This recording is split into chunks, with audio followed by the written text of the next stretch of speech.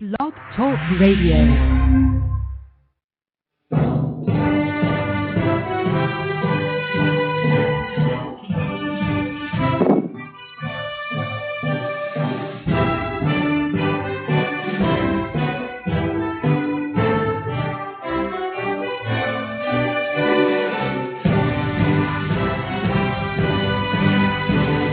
Boa noite, meus amigos.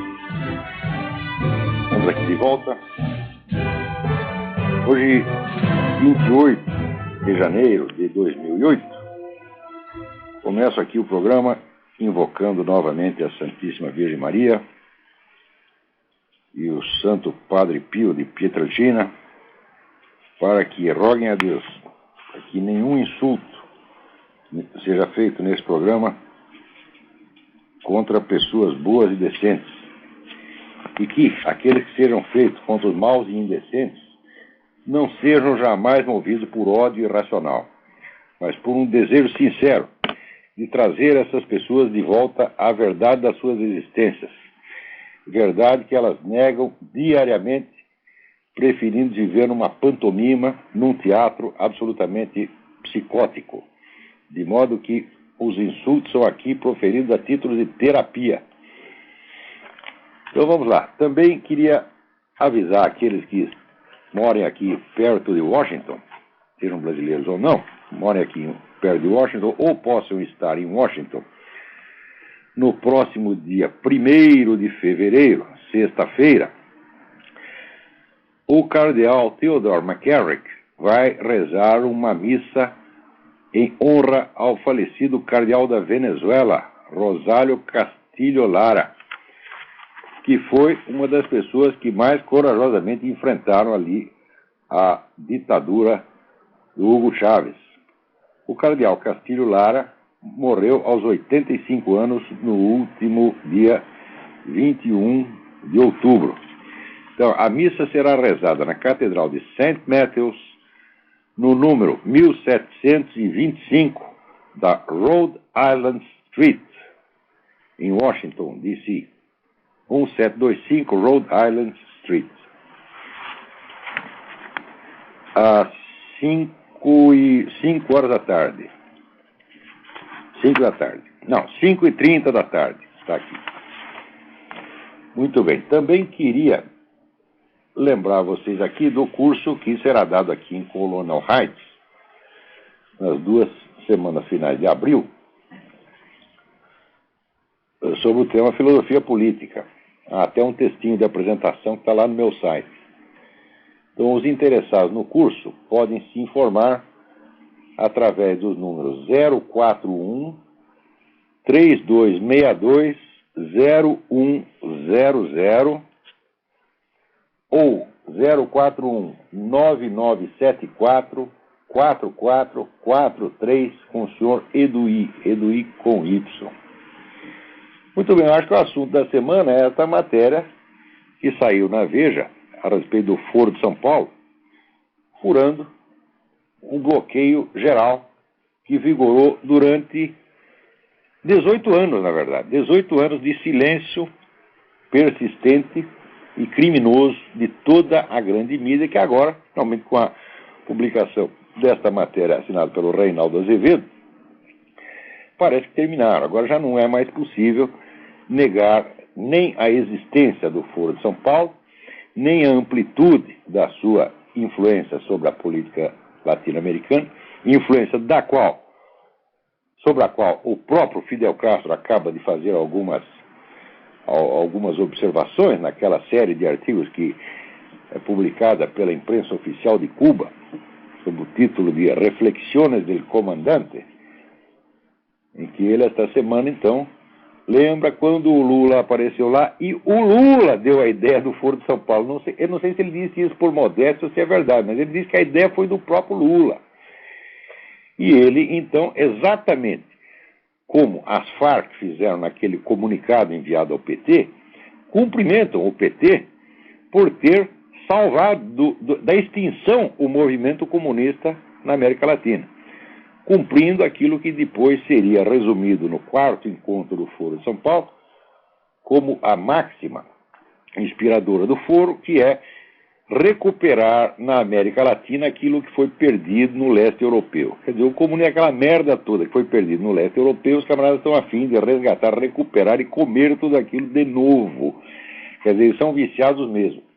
Então o Fidel Castro, nesse artigo, ele reconhece ali os méritos do Lula, né, e a importância enorme do Foro de São Paulo. E também a matéria da Veja, além de confirmar a existência e a importância, confirma o caráter absolutamente criminoso desta entidade. Porque se partidos legais fazem planos em comum com organizações de terroristas e narcotraficantes, é evidente que a existência de uma estratégia comum, tá, quase me traindo, tu fala, chamada tragédia comum, na verdade é uma estratégia, é uma tragédia comum. A existência de uma estratégia comum entre partidos legais e organizações narcotraficantes é como qualquer conspiração feita por qualquer pessoa com uma organização de terroristas e narcotraficantes. Isso quer dizer que a política, aparentemente legal, faz parte de um plano criminoso, meu Deus do céu, está articulada com um plano criminoso, né? Já dizia Lenin chamava o terrorismo de propaganda armada. A propaganda armada nada pode sem o auxílio da propaganda desarmada, que é feita justamente pela política legal, pela mídia, etc, etc. Um exemplo dessa articulação é o fato de que, por exemplo, no Brasil, sempre que era preso alguém, ou das Farc, ou do MIR, ou de qualquer dessas entidades, imediatamente aquela putada petista toda, né, Greenhalgh, Marilena Chaui, né, Hélio Bicuda, essa gente toda se mobilizava para soltar o sujeito. Quer dizer, é claro que há uma articulação. Tá certo? Então, quer dizer, esses camaradas não podem nem mesmo ser investigados. Vocês viram, quando o Fernandinho Beiramar foi preso na Colômbia, lá ele confessou tudo, contou a história inteira para a justiça colombiana, mostrando como ele comprava anualmente 200 toneladas de cocaína da Farc em troca de armas que ele contrabandeava do Líbano, e dando todo o esquema direitinho, exatamente como estava no próprio laptop dele, que foi apreendido na ocasião. Quando chegou no Brasil, não disse mais uma palavra, e botaram até o neguinho numa prisão de segurança máxima. É segurança máxima contra perguntas inconvenientes, quer dizer, ninguém pode falar com o Fernandinho. No dia que ele foi no Congresso, ele riu da cara dos congressistas, cagou na cabeça deles, olha, não vou falar merda nenhuma, vocês vão tudo lamber sabão, tá certo? Eu aqui, eu posso, eu faço, eu aconteço. Por que fazer isso? Porque ele sabia que tem costa quente. Quer dizer, a Farc mandou não deixar o cara falar, tá certo? Mandou tampar a boca dele. Então, das duas uma, se ele falasse, ele morria. Ele não falando, tá certo? Então, há um interesse geral em protegê-lo. O nosso governo é diretamente culpado disso, porque o Lula é tão parceiro das Farc quanto o Fernandinho. Ele era o presidente do Foro de São Paulo durante todo o tempo em que a Farc participou dos encontros e traçou a estratégia comum com os partidos legais. Ele era presidente do Foro de São Paulo quando, por unanimidade, aquela merda assinou uma declaração de solidariedade incondicional às Farc, chamando de terrorismo de Estado a perseguição que o governo da Colômbia movia contra esses criminosos. Então, quer dizer, que existe uma parceria é evidente. Se está levando dinheiro nisso ou não, pouco importa, porque está levando a vantagem política formidável. É tudo para vantagem. Um leva dinheiro, outro leva vantagem política, outro leva o pó, outro leva a arma, e fica tudo assim em família. Tá entendendo? Quer dizer, vocês estão sendo governados pelas Farc, gente. Vocês têm que acordar para esse negócio. Vocês estão sendo governados por terrorista e narcotraficante, na pessoa do senhor Luiz Inácio Lula da Silva. Tá certo? Então, eu já disse isso milhares de vezes, as provas documentais são abundantes e a ocultação que a mídia fez é tão criminosa quanto o Foro de São Paulo, que foi uma ocultação proposital. A possibilidade disso ter sido apenas uma conjunção acidental de inépcias, assim, é tão absurda, que por lei das probabilidades, a gente tem que descontar. Não é possível que todos os jornais, todas as estações de rádio, todos os canais de TV cometam a mesma distração ao mesmo tempo, anualmente, durante 18 anos, porra!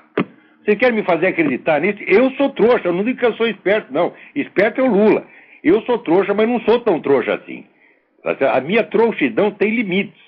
Tá certo? E esses limites foram alcançados Já no ano 2000, 2001, quando eu li esse material todo do Foro de São Paulo, falei, pô, estão nos fazendo idiotas.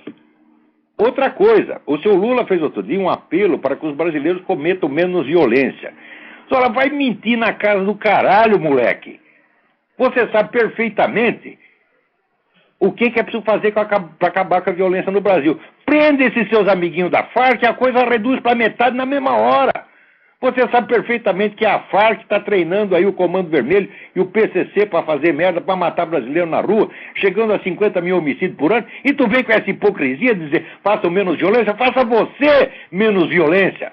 Outra coisa, tem aí um petista do caralho, um petista, amigo de petista, que quer fazer uma lei para punir insultos feitos às suas excelências, às suas autoridades, através da internet. Pode punir quando quiser, se me levar pra cadeia, aí que eu vou te xingar mesmo, filha da puta.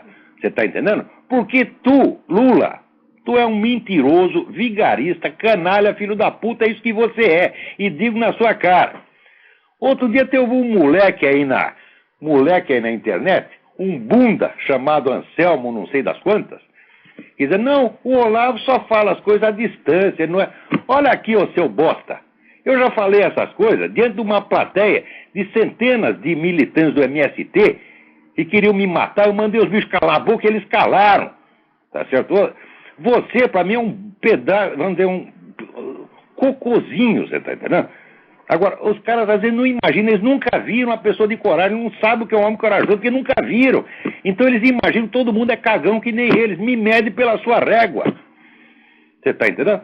Ora, moleque, se você passar 1/1000 do perigo que eu passei, do perigo que eu enfrentei durante a vida, e jamais corri, tá certo? Corri risco, já muitas vezes tive me encostar um revólver na cara, já levei porrada, você tá entendendo? Eu já fui preso, né?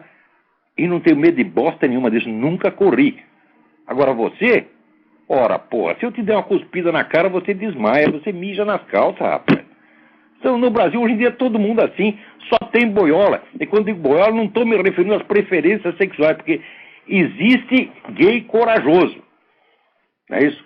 Né? Lord Byron vivia lá, dando o rabo pro tal do Shelley, e ia pra guerra, enfrentava todo mundo, tá entendendo? Ficavam os dois fazendo mal surubo, tá certo? Mas ele era valente. Então, historicamente, é um fato. Aqueles camaradas lá de Esparta, de Atenas, tudo viado, tá entendendo? Os 300 de Esparta, tudo viado. Quer dizer, não nego a existência de viado corajoso, tá certo? Mas não é disso que eu estou falando a boiolice moral. É a boiolice moral, que é pior do que o sujeito dar o rabo, porque ele dá o rabo dos outros, para ele tirar o dele da seringa. Você tá entendendo? Então, o Brasil tá cheio de gente assim, e esses caras vêm me julgar por eles mesmos. Vem aqui pra tu ver, ô filho da puta, eu pago uma passagem pra você vir aqui. Tá? Tem alguém na linha aí? Alô? Alô? Alô? E eu acho que caiu a ligação. Agora aqui, o Carlos Campos me mandou uma notinha dizendo o seguinte: li recentemente o livro do Carlos Amorim, CVPCC, a Irmandade do Crime, e fiquei surpreso com o alcance do mal que essa esquerda de merda já fez e ainda faz ao Brasil. O livro é repleto de fatos, está muito bem documentado, e conta como o crime organizado nasceu e evoluiu, aprendendo os conceitos, valores e técnicas revolucionários no presídio da Ilha Grande com os presos políticos do MR8, Aliança Liberadora Nacional, etc. Eu conheci a história? Conheço sim. Eu não sei se esse livro é um livro novo ou se é uma reedição aumentada do antigo livro dele sobre o Comando Vermelho. Carlos Amorim é um repórter muito sério. Ele não se mete no aspecto político da coisa, mas ele conta os negócios como são. Vamos lá, tem mais alguém na linha aí?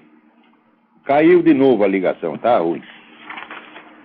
Outro livro que vocês têm que ler, que já está na internet faz tempo, mas ninguém fala, é o livro Escândalo do Mensalão, do Ivo Patarra. O livro você pode encontrar na internet. Me mandaram uma notinha aqui. www.escandalodomensalão.com.br. Ivo Patarra. Toda a merda tá contada lá. Né? Falando em merda, alguém me mandou aqui um artigo do Rodrigo Constantino artigo chamado O Socialista Cristão. Vocês lembram daquele promotor maluco Francisco de Souza, né? Aquele sujeito que foi pego no motel, dado umas porradas na mulher no motel, né? Aquele sujeito que se considerava a si próprio um modelo de santidade, né? E depois foi pego descendo a mão na mulher no motel. Esse aí escreveu um catatal, né?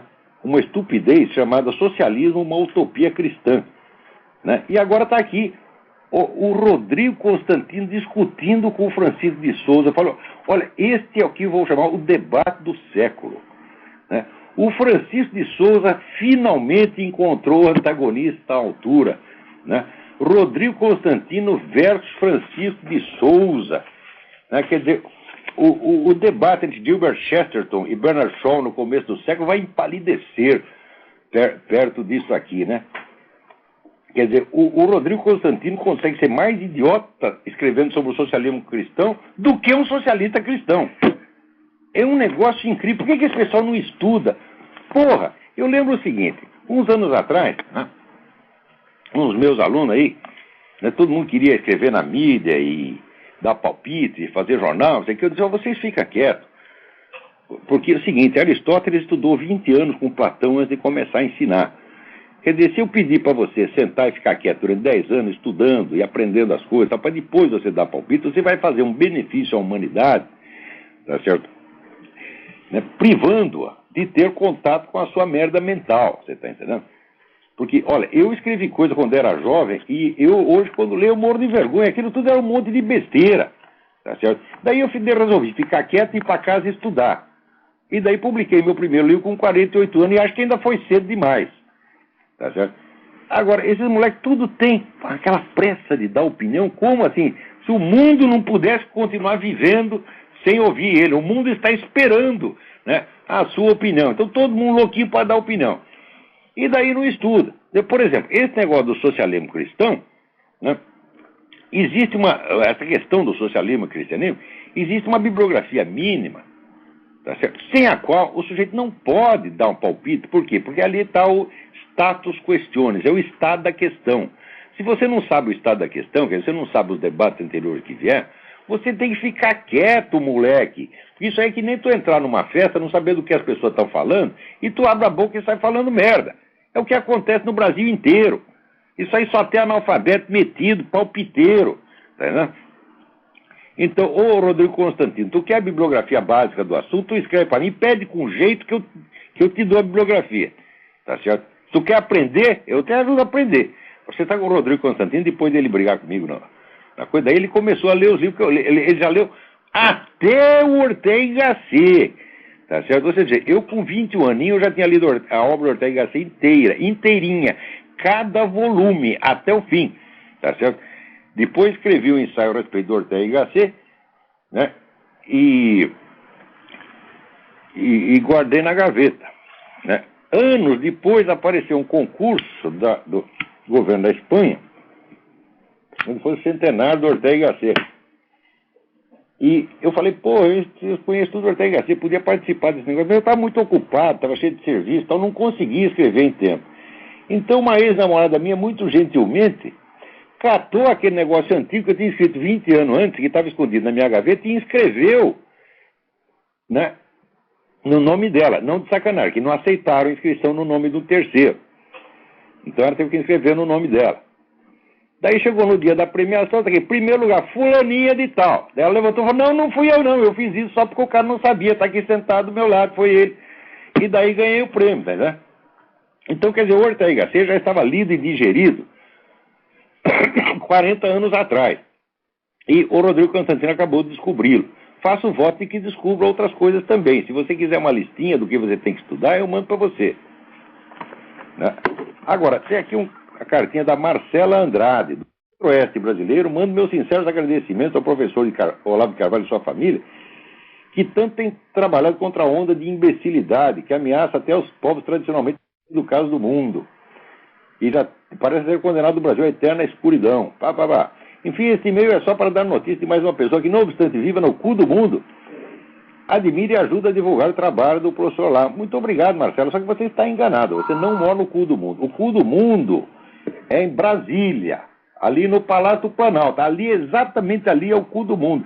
Olha, eu medi, né? Eu fiz todas as observações, né, geográficas e cheguei a conclusão, o cu do mundo é exatamente ali. Então você pode morar perto, mas não exatamente no cu do mundo, tá bom? Obrigado, Marcelo. Tem alguém na linha aí. Quem é? Olavo. Eu? É o Alex. Como é que vai? Alex, tudo bem? Tudo bem. Você viu o jornal aí, jornal aqui da Flórida, o Sun Sentinel? Olha um pouquinho mais alto, por favor. O jornal aqui de sábado, aqui saiu, Chaves warns of Colombia flood. Ele acusa o governo da Colômbia dos Estados Unidos de fazer A conspiração contra ele? Conspiração contra ele. Ah, mas se não estão fazendo, deve fazer urgentemente. Aí ele aqui no jornal fala que ele ameaça, né, parar a produção de óleo e o óleo vai para $300. Ele devia parar de produzir a cocaína aí Exatamente. Agora outra coisa, se o óleo for para $300, vamos ver o que vai acontecer. Eu sei o seguinte, esse camarada está fazendo chantagem com o petróleo dele, porque ele acha que só ele tem petróleo. O que tem descoberto de petróleo aqui, hoje eu li de mais uma empresa de petróleo que acabou de ser lançado na praça, né, lá com um depósito de não sei quantos bilhões de barris.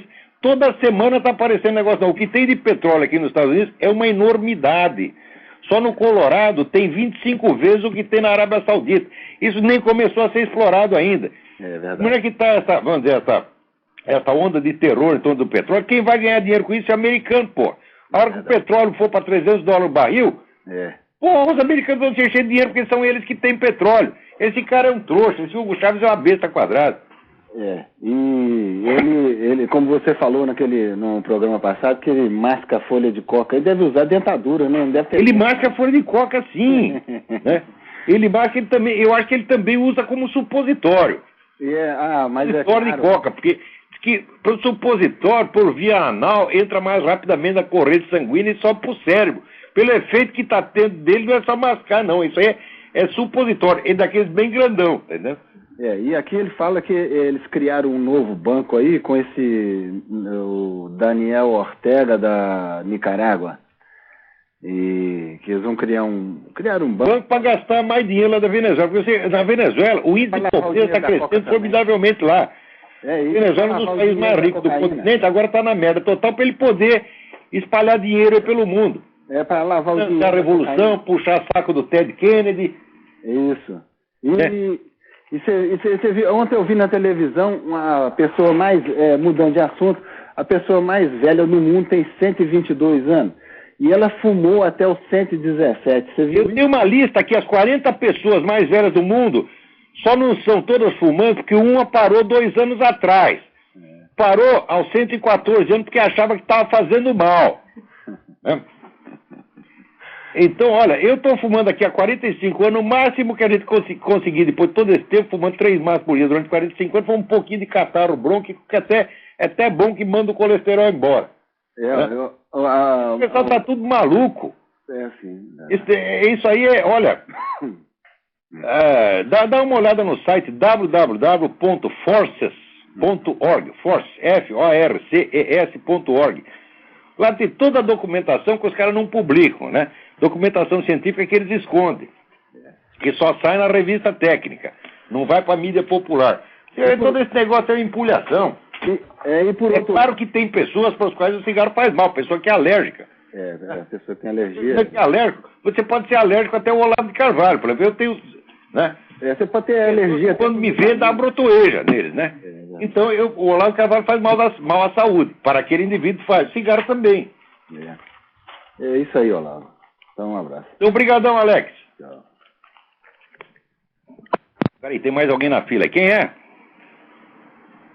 Quem é? Alô? Pifo. Então, eu vou fazer aqui dar uma outra mensagem aqui que eu recebi, que é do Clóvis, de Curitiba, Paraná.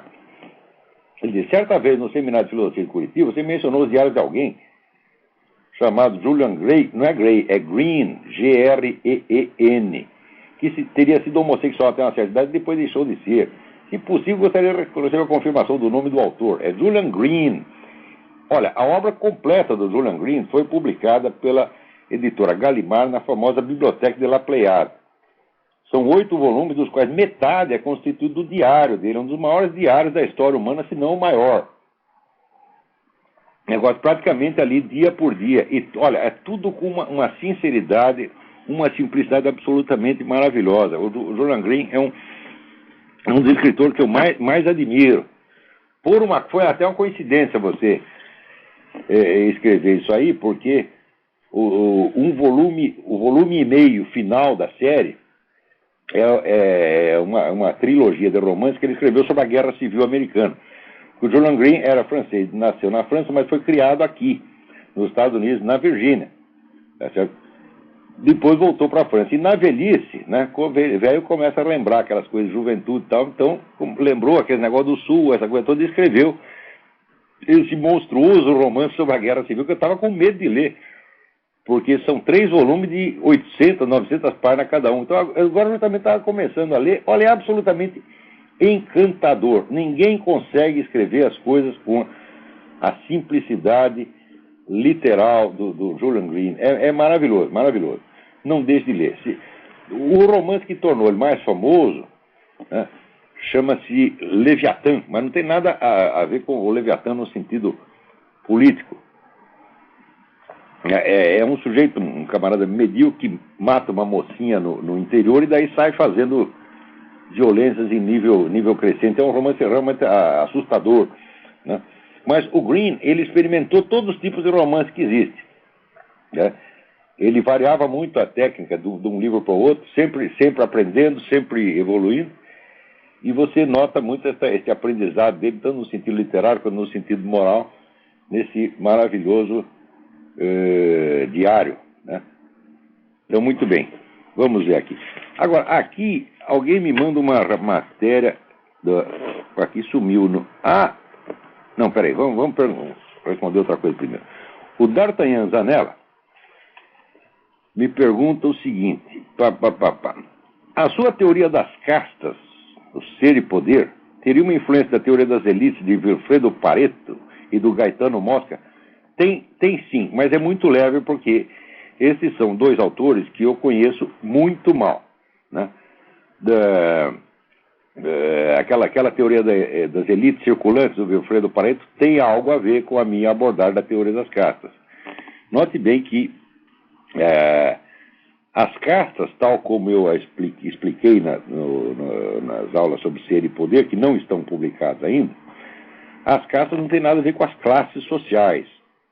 As castas são tipos humanos que podem aparecer em qualquer classe social, tá certo? Mas que quase que fatalmente essas pessoas acabarão ocupando na sociedade os lugares que lhes são próprios, tá certo? Independentemente da estrutura de classes.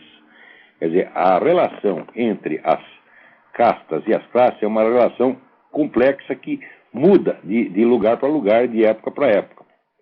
Então, eu aproveitei alguma coisinha do negócio das elites circulantes, né, que tem no Pareto e no Gaetano Mosca. O Gaetano Mosca, eu só li a História das Ideias Políticas, que é uma obra maravilhosa, mas que dá para a gente formar uma ideia longínqua da doutrina dele sobre as elites. Então, agora prossegue aqui o D'Artagnan. Antes que eu me esqueça, sempre há aqueles que dizem que esse papo da influência de Gramsci é coloque o flácido para boi dormir. Para minha felicidade, que agora partilho, encontrei uma tese de doutorado da Unicamp intitulada Crônica de um Partido Não Anunciado, Programa e Governo do PT entre 1979 e 2000, onde em suas 615 páginas ele documenta todas as discussões sobre os debates em torno das estratégias a serem adotadas pelo Partido dos Trabalhadores. Bem, não preciso dizer qual é o teórico que toma conta do debate na formação do partido. É o Gramsci. Olha, quando eu comecei a dizer que esse negócio, vamos dizer que a força intelectual dominando no Brasil era o Gramsci, isso não foi uma sacação minha. Eu não falo as coisas sem documentação, meu Deus do céu. Você vê, chegou a haver pesquisas no Brasil em que o autor mais citado em todos os domínios das ciências humanas era o Gramsci. Tá certo? Mas era uma coisa assim avassaladora. Depois apareceram vários livros brasileiros sobre o Gramsci, sobre uma biografia, do Gramsci, saiu um livro chamado Gramsci e a Escola. Eu li toda essa coisa e fui documentando.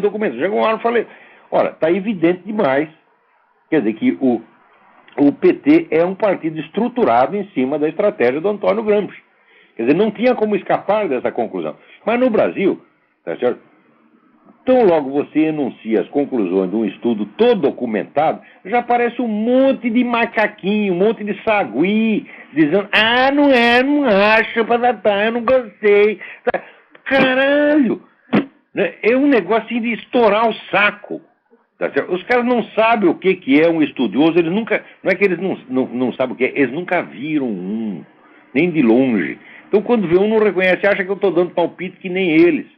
Fala, olha, veja esse artigo que saiu hoje, meu, no Diário do Comércio, onde eu dou as fontes primárias essenciais sobre o negócio do Foro de São Paulo. Fonte primária é a coisa básica em qualquer discussão em historiografia, tá certo? No direito, até na investigação policial. Documento primário é a coisa básica, né? Se o sujeito chama o outro de, você é o estelionatário, sou, não sou, né? Bom, daí você mostra uma pilha de cheque sem fundo do cara, fala, acabou a conversa, porra, tá certo? Então, o negócio do Foro de São Paulo é a mesma coisa, o foro existe, não existe, fala, tá aqui as atas, tá aqui as assinaturas dos caras, tá aqui as datas de reunião, tá aqui todo o material emitido pelo próprio Foro de São Paulo, acabou a discussão, não tinha que ter tido discussão.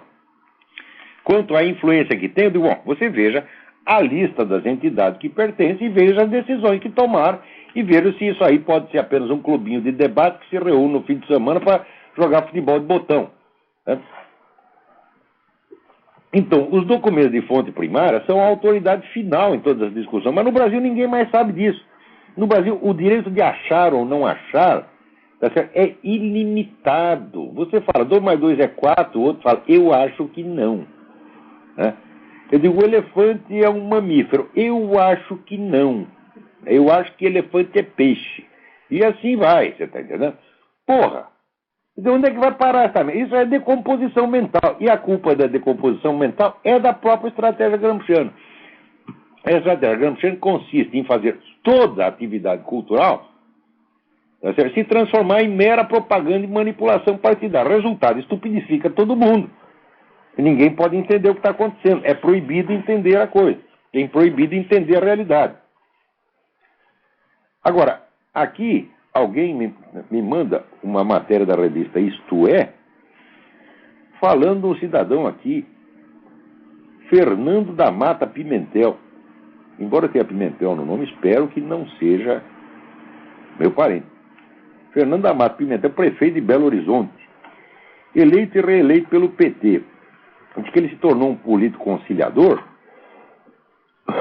e ele é chamado o mais tucano dos petistas. Ele quer que o PT e o PSDB façam uma aliança de centro-esquerda para dirigir o país. Ora, mas essa aliança já não existe? Né? Que eu saiba, por exemplo, quem foi que fez o MST? Quem fez o MST foi o Fernando Henrique. Ele que encheu o MST era nada, ele encheu aquela porcaria de dinheiro, virou essa tremenda organização de massas que é hoje. Né? Quem começou a doutrinação marxista nas escolas? Foi o governo FHC.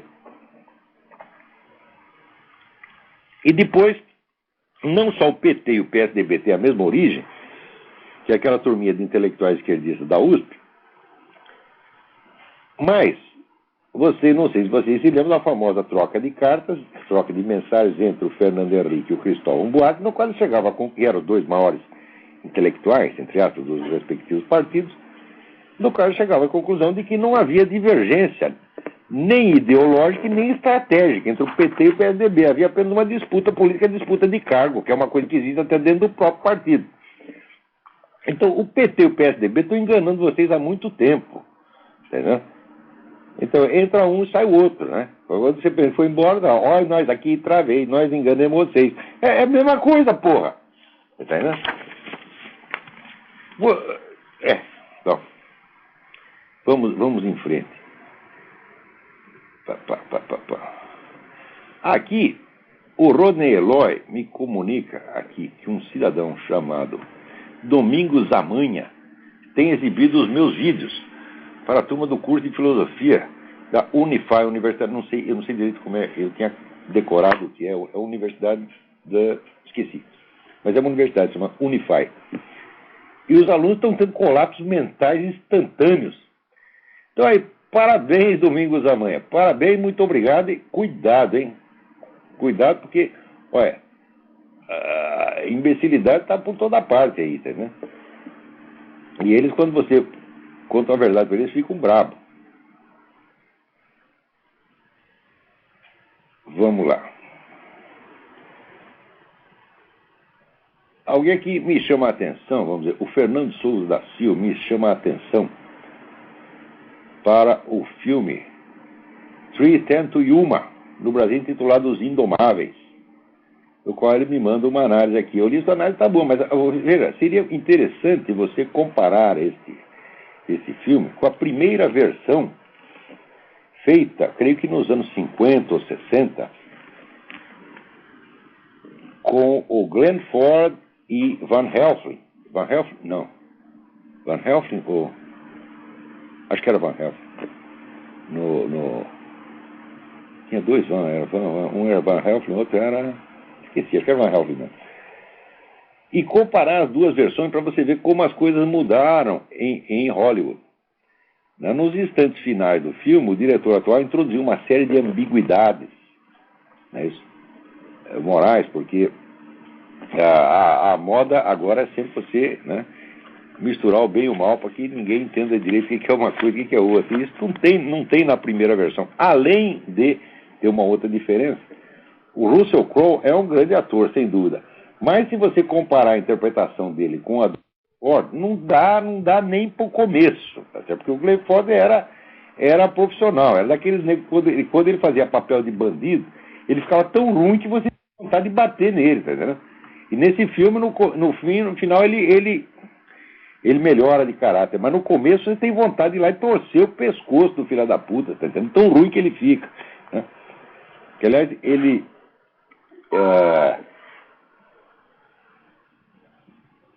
faz a mesma coisa agora num dos últimos papéis dele.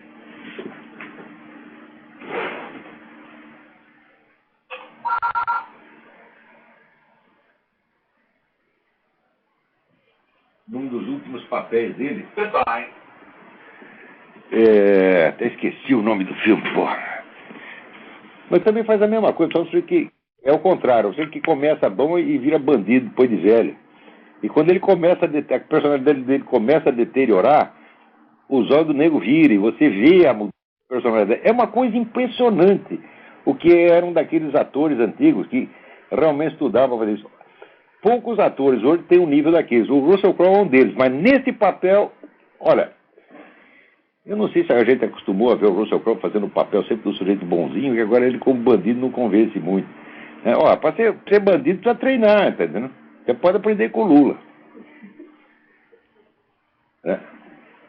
Olha aqui, agora, o Fernando C. Gonçalves, que a filha dele está estudando aqui administração na Universidade Federal do Rio Grande do Sul, e ela precisa de alguns livros que deem uma visão comparada, capitalismo e socialismo. Eu sugiro, ele me fala de uma série de livros que eu tinha mencionado, e me pergunta qual é o nome. Eu creio que essa menção foi feita aos livros do Liberty Fund.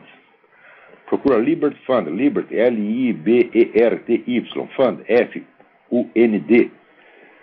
Procura o Liberty Fund, que eles têm uma enorme lista de edições lá, todas sobre isso. Sobretudo, você encontra lá também os livros do Ludwig von Mises, que foi, de longe, acho que o maior economista da história humana. Tá certo? E daí você pode ver bem, os princípios da economia austríaca, com os quais ele analisa o socialismo. Tem o livro Socialismo, uma análise econômica e sociológica, que é um clássico. Ele demonstrou a impossibilidade da economia comunista, né, que o pessoal lá da União Soviética leu, né. Isso aqui depois o escritório do von Mises ficava na parte oriental de Berlim, né. Então quando eles de Berlim, não, acho que Viena. Então quando chegou as tropas soviéticas lá, tomaram o escritório dele, pegaram todo o papel e levaram embora para Moscou e esconderam tudo. Daí eles deviam comentar, olha, o filho da puta tem razão, o que nós vamos fazer agora, porra? Não vai dar para fazer a merda do comunismo aqui, nós vamos ter que inventar um outro negócio. Tanto que inventaram, agora não tem um partido socialista no mundo que não esteja, né, afagando, né, a cabeça dos empresários. Falando, não, nós precisamos da colaboração da iniciativa privada. Isso até Lenin já sabia. Né?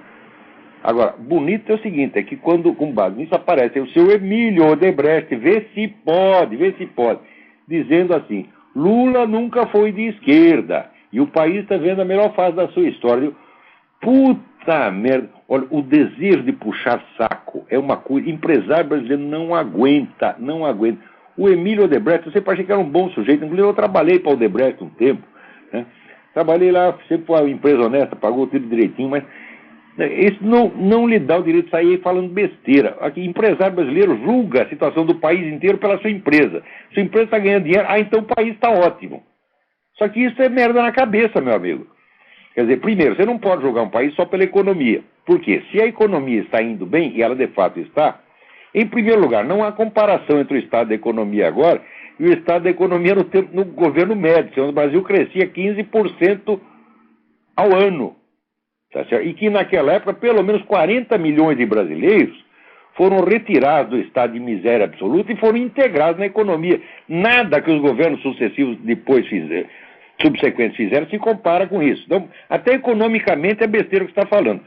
Agora, com o Lula não de esquerda, justamente na semana em que saiu o negócio do Foro de São Paulo na Veja, mas que vexame, seu Emílio. Puta merda. Olha, o seguinte, eu prometo para você que eu vou ver o imbecil coletivo da direita. Eu só não faço isso agora porque a direita está muito ferrada. E eu não gosto de bater em doente e criança, tá entendendo? Então, quando a direita estiver melhorzinha das pernas, né, eu vou escrever o imbecil coletivo da direita e vocês vão ver. É Emílio Odebrecht, é Rodrigo Constantino. Meu Deus do céu, é uma concorrência dura, tá entendendo? Emir Sader já está com inveja. Peraí, tem alguém na linha. Alô? Alô? Olavo? Sim, quem é? É Alex, tudo bem? Outro Alex? Tem mais de um, é? Tem mais de um outro telefonou agora há pouco, mas é outra pessoa, a voz completamente diferente. Ô, Olavo, tô ligando para me desculpar. Semana passada eu te deixei numa situação um pouco constrangedora lá. Eu nem notei. Eu também não notei o que eu fiz, né? Eu não notei nada, como constrangedor, eu não senti constrangido nada, o que foi? Não, foi um negócio de Hong Kong.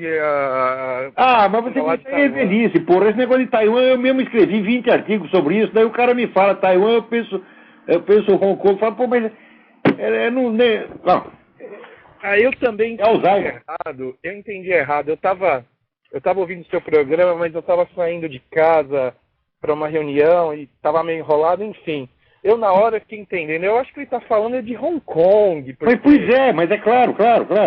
Porque as duas únicas regiões administrativas especiais é Hong Kong e Macau, mas eu também falei, será que é outra coisa? Enfim, desculpa o mal entendido. Não, mas qualquer pessoa que conhecer esse assunto, ouvindo, via que eu estava errado, porque eu estava falando de Hong Kong chamando de Taiwan. Eu mesmo escrevi vários artigos sobre isso. Não, né? Imagina. Mas, sabe como é? Jornalismo você lida com tanto assunto que você às vezes acaba trocando os nomes. Né? Aliás, ontem mesmo eu estava comentando isso. Tudo quanto é pessoa importante que me apresentam, né, eu esqueço os nomes depois. Depois que eu quero fazer relações públicas, não posso. Né? Eu vai me apresentar para um senador. Porra, como era mesmo o nome do cara? Já troquei, né? Eu sou péssimo com nomes e números também. Bom, eu posso te perguntar uma coisa, Olavo? Pergunte. Você está sabendo de 2 filmes comunistas que estão para sair agora esse ano? Um é com o puxa-saco mor do Guevara, que é o Benício Del Toro. Ele está encarnando aí o personagem do Che Guevara. É um filme que se chama Guerrilha. Rapaz, eu também tenho de ler, né, o livro do Humberto Fontana sobre o Che Guevara. Aí eu li, esse livro é ótimo. Fala do Benício Del Toro, ele menciona o Benício Del Toro ali. É Benício Della Vaca. Benício Della Vaca mesmo. O cara é um palhaço. E tem um outro filme que é focado no Fidel, assim, mas mostrando que o Fidel se desvirtuou um pouquinho. do Guevara não se desvirtuou, mas é para mostrar que os dois tinham uma pequena divergência, que o Fidel queria levar o socialismo para o mundo e o Guevara queria ser um herói, mas ele estava certo. Enfim, vão sair esses dois filmes esse ano. Mas a diferença é o seguinte, um quer enrabar você e o outro quer que você sente no peru dele. Essa é toda a diferença. A divergência é essa. Você está entendendo? Não vai passar disso. Quer dizer, como é que eles vão ferrar com a gente? Um quer ferrar de um jeito. Isso aí é que nem Stalin e Trotsky, você está entendendo? Porque o pessoal pensa que o Trotsky, porque morreu com a picaretada na cabeça, é um coitadinho. Fala, não, era um sanguinário igual o outro, porra. Só que tem um sanguinário sortudo e um sanguinário azarado. Ali é a mesma coisa, tem o sanguinário sortudo, que é o Fidel, e o azarado, que é o Che Guevara. Isso não o torna melhor. Porque a minha pergunta é a seguinte, eu moro aqui também nos Estados Unidos, sabendo que esse país abertamente lutou contra o comunismo, o socialismo, teve toda essa luta, né? Como é que a sua opinião, né? Como é que a sociedade aqui encara esse tipo de produção, né? Cara botando milhões de dólares para fazer esse filme. Qual que é a sua opinião? Eu só queria saber. Olha, essas coisas têm muito mais repercussão no Brasil do que aqui. Aqui só quem vai no cinema é moleque. Né? Aliás, até a maioria da população aqui nem vota. A gente sabe disso. A população americana é profundamente conservadora e não quer nem saber o que se passa em dois lugares. Washington e Hollywood, para eles, não existe. Tá? E aqui a política regional tem muito mais importância. Né? E façam o que fizerem os políticos e a turma do show business, os Estados Unidos não vai mudar. Eles conseguem influenciar moleque. Pô, o moleque faz 30, 40 anos, começa a pensar e muda de ideia. Tá, né? Quer dizer, a verdade é um negócio permanente, que mesmo que ninguém fale, ela está lá. E a mentira tem que ser reciclada todo dia tem que inventar uma nova. Né? Então dá muito trabalho esse negócio. Né? Tá certo. Eu noto que para esse tipo de assunto, eu trabalho mais com canadenses, eles adoram esses papos socialistas, esse negócio de Guevara. O Canadá tem todo esse negócio, mas o Canadá é um lugar onde tudo é proibido, né? Não pode fumar, não pode peidar, não pode falar mal dos outros, não pode falar porra nenhuma. Se eu estivesse no Canadá, eu estava em cana já, porra. Graças a Deus aqui é a América, os Estados Unidos, a gente pode falar o que quiser, né? Tá legal, então, Olavo. Muito obrigado, viu? Obrigado eu. Tchau, tchau. Tchau, tchau. Agora diz que... Peraí, tem mais gente aí, vamos lá. Esse livro pra mim agora da CIA. Alô, quem é?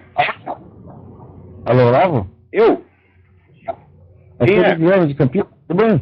Quem é? Não ouvi o nome. Aqui é o Luiz Guilherme de Campinas, tudo bem? Guilherme, tudo bem? Tudo certo. Eu queria recomendar só um site que está fazendo uma cobertura muito legal sobre essa história da Católicas pelo Direito de Decidir com a CNBB. O site é de um cara chamado Wagner Luiz. E o nome do site é diasimdiatambém.wordpress.com. Tem uma vírgula no meio ou não? Tudo junto, diasimdiatambém.wordpress.com. wordpress.com, deem uma olhada lá. Qualquer coisa que falem contra as católicas pelo direito de decidir é verdade. E outra coisa, tem o site também do Padre Lodge, né, do Pro Vida de Anápolis. Grande Padre Lodge, esse homem é um herói. O site do Pro Vida de Anápolis tem muita informação bacana. Bilionários. E olha, e com frequência leva vantagem, dá um cacete neles.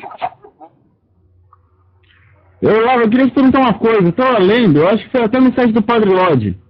Ou foi no Padre Lodge ou foi no Felipe Aquino. Que eles estão fazendo esse alarmismo do aquecimento global para implantar o controle de natalidade em escala mundial. Vai ser todo mundo que nem a China. Vai ter um filho só. Isso, é exatamente isso. É o plano, ainda é o plano do velho Clube de Roma. Esse pessoal está estudando essa coisa, planejando isso, de controle da natalidade global e controle global de tudo. Há 100 anos, isso é um grupo de bilionários malucos que acham que tem na cabeça a solução de todos os problemas humanos e só o que eles fazem é encher o saco da humanidade. Inventa cada década eles aparecem com uma nova mentira. Toda aquela merda de nova era que teve, aquela onda de bruxaria, foi tudo eles que lançaram na praça para endoidar as pessoas, tornar todo mundo idiota e presunçoso. Mas qual seria o objetivo deles em fazer com que as famílias acabem, tenham um filho só? O que você faria se você tivesse bilhões de dólares na sua conta bancária e a cabeça cheia de merda? É exatamente o que eles fazem, porra. Idiota não pode ter dinheiro, é isso que eu digo. Né? Você vê aqui, olha, por quê? Por exemplo, se você vai no Rio de Janeiro, você ainda vê uns restinhos, por exemplo, de beleza, tem umas casas antigas, bonitas, etc, etc, né? São Paulo não tem mais nada, acabou tudo, derrubaram tudo. Por quê? Porque São Paulo ganhou mais dinheiro, fez mais merda. Então, esses Rockefeller, Morgan, etc., o problema dos caras é dinheiro. Eles têm muito dinheiro, eles podem fazer a merda que querem. Eles, olha, devia ter um teste de QI para você ganhar dinheiro, tá vendo? Então tá certo, Olavo. Muito obrigado, viu? Boa noite. Obrigado, eu. Mais alguém na linha? Vamos lá. Alô, quem é? Alô? Alô? Quem é? Caiu a ligação. Tem outro, vamos lá. Alô? Alô? Alô? Alô? Alô, quem é? Alô? Olavo? Sim. É Túlio, de Brasília? Túlio, tudo bem? Tudo bem com o senhor? Tudo certinho, graças a Deus. O senhor tá certo, no Canadá tem muita porcaria. A única coisa que presta lá é o Mark Stein. Mark Stein escreve coisas maravilhosas, tem razão. É verdade. É verdade. Eu concordo com o senhor quando o senhor alerta sobre a idiotice que tomou conta do Brasil, quando o senhor critica todos esses macaquinhos, como o senhor diz, esses saguis, mas às vezes eu fico preocupado quando o senhor começa a parabenizar o pessoal que faz o mídia sem máscara, porque pra mim aquele povo ali tá muito longe da cultura, viu? Olha, é o seguinte, quem começou o mídia sem máscara fui eu. É verdade. Fundei o mídia sem máscara. Atualmente eu não exerço mais editoria ali, né? E eu vejo que, de fato, tem muita deficiência. As coisas, às vezes, sai texto até com erro de português. Né? Mas, nas condições que o pessoal trabalha, sem ganhar um puto de um tostão, lutando contra inimigos milionários, eles até que estão fazendo muito. Eu fico preocupado, por exemplo, quando eles elaboram uma lista de filmes, filmes conservadores, digamos, e aí eles incluem um filme que é libertário, e por isso de direita. E aí, quando eu escrevi uma mensagem criticando o pessoal lá, o que eles fizeram? O sujeito me falou, não, mas a gente colocou aqui que filmes não são ciência exata, filmes são obras de arte, então você é livre para interpretá-los da maneira como quiser. Ah, é? Pô, isso aí tá me parecendo mais gnosticismo do que qualquer coisa. O pessoal está em condição de fazer uma discussão cultural de alto nível, não acho mesmo. Com exceção de tem alguns colaboradores que são muito bons, que é o Ipojuca Pontes, o Heitor de Paula, né? A Graça Salgueiro, com relação a essa coisa latino-americana, a pessoa que mais entende disso, e que a Graça, eu nunca vi a Graça dar palpite em assunto que ela não entende. Ela estuda o negócio e escreve sobre aquilo. Agora, sempre, né, o Carlos Azambuja, que é o cara que sempre escreve sobre a história do comunismo, nunca viu o Azambuja dar palpite na área de arte, filosofia, ele fala daquilo que ele estuda. É o que a gente tem que fazer. Eu, quando me perguntam o que eu não sei, eu respondo com essas duas palavras mágicas. Não sei. Agora, no Brasil, todo mundo tem opinião sobre tudo. Verdade. Esse é o problema. E se você não tem, as pessoas reclamam.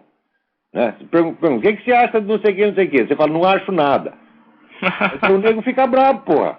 É verdade. Agora, então as pessoas, às vezes, não resistem a escrever sobre coisa que não entendem. Agora, eu vejo essa deficiência que tem, mas eu não critico ninguém no mídia sem máscara, não, porque a gente tem que julgar as pessoas pela condição na qual elas trabalham. Ali é a condição subhumana. Entendeu? Quer dizer, o pessoal está concorrendo com organizações bilionárias, com o Globo, e olha, quantas vezes não deram rasteira no Globo, na Folha de São Paulo, noticiando coisas que esses dois nem sabiam ou não queriam noticiar. Nessa coisa do Foro de São Paulo, se não fosse ali, né, eu, o Azambuja, né, a Graça Salgueiro, o Heitor de Paula, ninguém teria sabido disso. Quer dizer, o mídia sem máscara, nesse aspecto, fez um jornalismo muito melhor do que toda a grande mídia brasileira. Que aliás, a Veja, soltando essa matéria essa semana, redimiu a si própria, mas não o resto. Não ao resto. Globo, Folha de São Paulo, o próprio Estadão, exageram tão criminosamente quanto o próprio Foro de São Paulo. e do outro lado está lá o mídia sem máscara. Então, bom, se eles escrevem uma coisa errada, o outro fala, não, deixa pra lá. Mais tarde ele te acerta isso, tá entendendo? O problema é que eu acho que o pessoal que está lá tomando conta da editoria é um pouquinho incompetente hoje. Bom, você tem todo o direito de reclamar com eles. Escreve pra lá, desce o cacete, pô. Eles têm que publicar a carta. Tá certo, então. Fala comigo. Perfeito. Ó, um abraço. E o senhor falou sobre e o senhor fez uma observação muito interessante sobre o 310 to Yuma, essa refilmagem. Eu queria perguntar se o senhor leu a crítica do James Bowman sobre o filme. Não li a crítica, não. O senhor conhece o James Bowman? Já ouvi falar. Ele foi editor do Times Literary Supplement para os Estados Unidos. Não li a crítica. E o site dele é www.jamesbowman.net. Ele também fala disso, da versão antiga? Fala a mesma coisa que o senhor. Olha, eu até hoje não vi fazerem uma versão nova de alguma coisa que fosse melhor do que a anterior. Eu lembro quando fizeram o filme Perfume de Mulher, com Al Pacino. Sim, que eu gosto do Al Pacino, mas eu tinha assistido esse filme com... O Vitório Gasma é bem superior. Tempos. Eu concordo. O Al Pacino se meter a concorrer com o outro lá, por isso aí é você lutar com o Mike Tyson. Não vai dar, né? E também como o Russell Crowe, fala, bom, o Russell Crowe é bom, mas pera lá. O velho Glenn Ford sabia o que estava fazendo, pô. É o Glenn Ford. E o outro é o Van Heflin mesmo. É o Van Heflin mesmo, exatamente. É. Então, brigadão aí pela sua participação. E o negócio, um abraço, viu? Escreve lá e reclama. Tá certo. Um grande abraço. Então, vamos lá. Agora, aqui no Brasil... Epa, peraí. Então, nosso tempo está acabando aí. Vamos lá. Alô? Alô, Olavo. Sim, quem é? É o Alex. A respeito, você está falando de religião e filme aí. Eu vi um filme em setembro sobre os mormons. Eles fizeram uma emboscada e mataram os cristãos. O filme que eles fizeram aí, o filme é feito foi um acontecimento em 1894, 74. Não, um filme com Tom Berenger? Eu acho que é. Mas eu queria te falar também a respeito, eu vi um comentário aqui, nas Olimpíadas em Beijing, não vai ser permitida a entrada de Bíblia. Você viu isso também? Ah, merda. Hã? Não pode entrar com Bíblia lá, é? Eu vi esse comentário aqui no jornal aqui. Isso aí é bom para esses cardeais que ficam puxando o saco comunismo no Brasil aí. Eles vão mas é isso que eles querem mesmo, eles querem tudo pra cadeia. Se não vier lá o Fidel Castro pra botar eles na cadeia, eles não estão contentes, eles querem apanhar mesmo.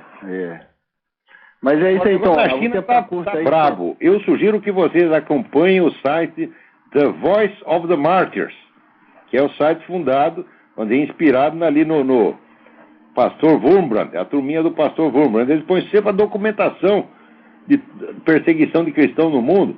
Toda semana tem mais merda. Toda semana. Agora o pessoal fica reclamando aí, o pessoal gay fica chorando, nos perseguem, discriminam. Vocês não sabem o que estão falando, porra.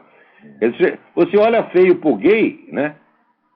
Ou faz uma piadinha a respeito, tá me discriminando, Agora cristão pode matar, pode fuzilar, pode bater, pode fazer o que quiser. Essa turma nunca reclama. Eu vi só esse comentário no jornal que nas Olimpíadas de Beijing o comunismo lá, né, o regime não vai permitir a entrada de nenhum turista levar a Bíblia. Não tem, inclusive... vamos boicotar a Olimpíada de Beijing. Nem cristão não vai lá. Não vai lá. Agora, tem o dia dos cristãos, quero ver o que eles fazem, porra. É isso aí, Olavo. Um abraço. Obrigadão. Tchau. Mais 2 na fila aí. Vamos lá. Vamos rápido que tá no fim. Alô? Professor, boa noite. Boa noite. Alô? Quem é? Tudo bem, professor? Marcelo de Campinas. Marcelo, tudo bem? Tudo jóia. Só, você está falando de controle de natalidade, o nosso ministro da Saúde, o Zé Gomes Mosquitão, que aqui agora só tem mosquito da dengue e da febre amarela, lá no Recife, eles vão distribuir a pílula do dia seguinte. Pois é, que a igreja católica está até movendo um processo aí, porque essa pílula é abortiva. Quer dizer, isso aí já é a prática do aborto, o aborto ainda é crime, a prática do aborto sendo incentivada pelo próprio governo. A margem da lei, né? A margem da lei, eles não querem nem saber de lei. Olha, o Foro de São Paulo está infinitamente acima da lei, a Farc está acima da lei. Se você é da Farc, você tem salvo-conduto para fazer o que você quiser no Brasil. Por quê? Porque o seu Lula assinou lá o Manifesto de Solidariedade. E se ele não cumprir, o pessoal da Farc mata ele, pô. O Fidel Castro o demite. Então ele é empregadinho da Farc, empregadinho do Foro de São Paulo. Tá certo? Tá assim, a lei brasileira que se dane. Esse pessoal é tudo assim mesmo, eles não querem nem saber, pô. É uma pouca vergonha. O título da campanha para o carnaval desse ano, professor, é o seguinte: bom de cama é quem usa camisinha. É um absurdo isso. Então, a igreja está mais do que certa de entrar no Ministério Público contra essa distribuição de pílula abortiva no carnaval. Aí fizeram um levantamento, parece que no posto de saúde... Vou botar um negócio para você. Eu antigamente fazia uma piada, que é o seguinte: esse negócio está virando tão obsessivo que daqui a pouco eles vão estar distribuindo camisinha para os masturbadores, para eles não se infectarem a si mesmos. Eu fazia como piada, e um dia estou eu lá na TV no Rio Grande do Sul debatendo, aparece um cara do Ministério da Saúde dizendo: não, nós já estamos ensinando as pessoas a usarem camisinha quando elas se masturbam. Falei, porra, a piada virou realidade. Esse pessoal está obcecado com esse negócio de camisinha, rapaz. Né? Parece aquele filme Corra, que a polícia vem aí, que o sujeito entra inteiro dentro de uma camisinha.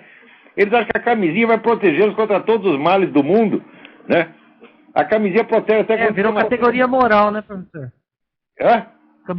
Camisinha é categoria moral agora no Brasil. É uma categoria moral. Se você não usa camisinha, você é um filho da puta. Você é um cara indecente. Meu Deus do céu. Olha, eu dou graças a Deus de eu não ser jovem hoje em dia, tá entendendo? É verdade. Gente, acabou nosso tempo. Até a semana que vem. Muito obrigado a todos.